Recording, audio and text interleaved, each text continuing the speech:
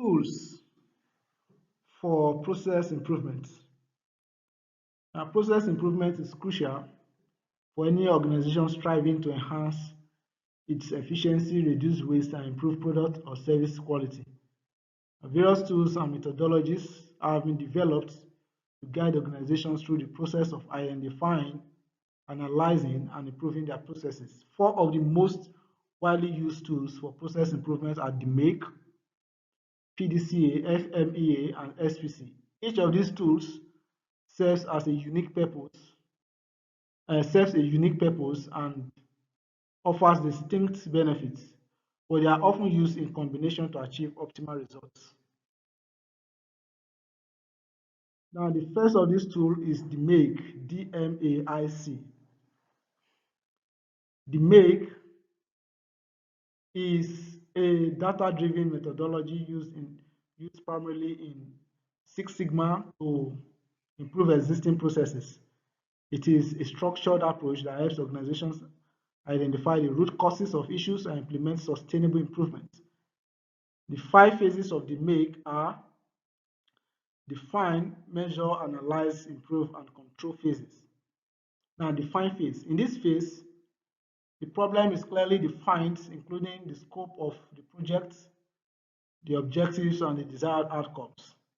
Key stakeholders are identified, and customer requirements are gathered to ensure that the process improvements align with customer expectations. Second, the measure phase. The current process performance is measured by collecting data on process inputs, outputs, and key performance indicators. This phase helps establish baseline measurements and identifies areas where performance is lacking. Analyze. Data collected during the measure phase is analyzed to identify the root causes of inefficiencies or defects. Statistical tools such as regression analysis or Pareto charts may be used to identify trends and correlations in the data. Improve. Based on the insight gained from the analyze phase, potential solutions are developed and tested. This phase involves experimenting with different process changes, implementing the best solution, and validating the results to ensure improvements. Control. And once improvements are implemented, the process is monitored to ensure that the changes are sustained. Control charts and other measuring tools are used to track performance and prevent regression to previous states. The MAKE is particularly effective for organizations looking to make systematic data-driven improvements and achieve significant reductions in defects and process variation.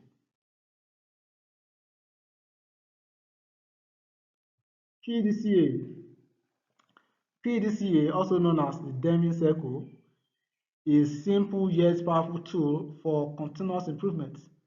It is often used in conjunction with other methodologies like Lean or Six Sigma to facilitate ongoing process optimization. The 4 stages of PDCA are the plan, the do, the check, and act phase.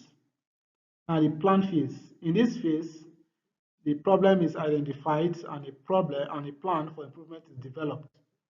And this plan should include clear objectives, the resources required, and the steps needed to achieve the desired outcome. Root cause analysis tools such as fishbone diagrams may be used to understand the problem fully. Do. Now, during the do phase, the plan is implemented on a small scale or in a controlled environment. This phase allows organizations to test the changes before rolling them out more broadly. Data is collected to evaluate the effectiveness of the changes. Check. In the check phase, the results of the changes are analyzed to determine whether the objectives were achieved. If the changes led to the desired improvement, the process moves to the act phase. If not, the circle may need to be repeated or adjusted. Act. The act phase involves standardizing the improvements if they were successful or revising the plan if the changes did not achieve the desired results. Once the process improvements are proven to be effective, they are implemented on a larger scale. PDCA is an iterative process, which means that once the cycle is completed, it can be repeated continuously to drive further improvements. It is a versatile tool used for both small and large-scale process improvement, and is well suited for environments that require flexibility and adaptability. Next is failure mode and effects analysis, FMEA. FMEA, failure mode and effects analysis, is a proactive risk management tool used to identify and prioritize potential failure modes in a process, product, or system. It helps organizations anticipate and address potential problems before they occur, reducing the likelihood of defects and improving overall reliability. The FMEA process consists of the following steps. First, identifying potential failure modes.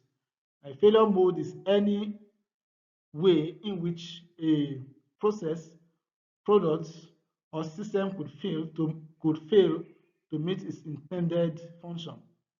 During this step, team members brainstorm and identify all possible failure modes that could occur in the process.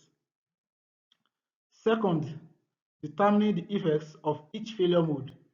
Now, for each identified failure mode, the team assesses the potential consequences or effects on the process, products, or customer. This step helps determine the severity of each failure. Assigning severity, occurrence, and detection ratings.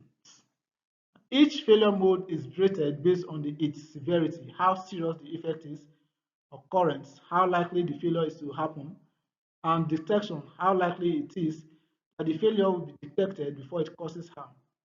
These ratings are typically on a scale of 1 to 10. Calculating the risk priority number, RPN. The RPN is calculated by multiplying the severity, occurrence, and detection ratings for each failure mode. The higher the RPN, the higher the priority for addressing that failure mode. Implementing corrective actions is yet another step in implementing the FMEA. Now, based on the RPN, corrective actions are developed and implemented to mitigate the highest priority failure modes. These actions may involve redefining processes, adding controls, or changing materials. Failure mode and effects analysis is a valuable tool for preventing problems before they occur, and it is widely used in industries such as manufacturing, healthcare, and aerospace. And by addressing potential failures early in the process, organizations can reduce cost, improve quality, and enhance customer satisfaction. SPC, Statistical Process Control. Now, SPC, Statistical Process Control, is a method used to monitor and control a process through the use of statistical techniques. It helps organizations ensure that processes remain stable and predictable over time, reducing variation and improving consistency. And the key elements of SPC include control charts. Now, control charts are graphical tools used to track process performance over time. They display data points in relation to control limits, which define the acceptable range of variation. If data points fall outside the control limits, it indicates that the process may be out of control and requires corrective action. Next is process capability analysis. Now, process capability analysis assesses how well a process can meet specifications or customer requirements. It involves calculating indices such as CP, CPK, and PPK to determine whether the process is capable of producing products within acceptable limits. Pareto analysis is yet another key element of SPC. Pareto analysis helps identify the most significant factors contributing to process variation. By focusing on the vital few causes of problems, organizations can target improvement efforts where they have the greatest impact. Cause and effect diagrams. Cause and effect diagrams, also known as fishbone diagrams, are used to identify the root causes of variation in the process. By understanding the sources of variation, organizations can implement targeted improvements. SPC is particularly useful in manufacturing and service industries, where maintaining consistent quality is essential. It helps organizations monitor their processes in real time, identify issues early, and take corrective actions.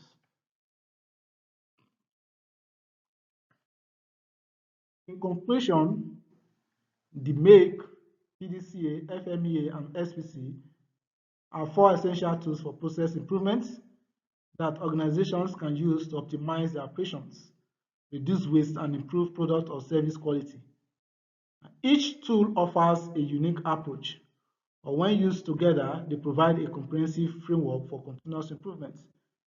By implementing these tools, organizations can enhance their competitiveness, drive innovation, and deliver greater value to their customers.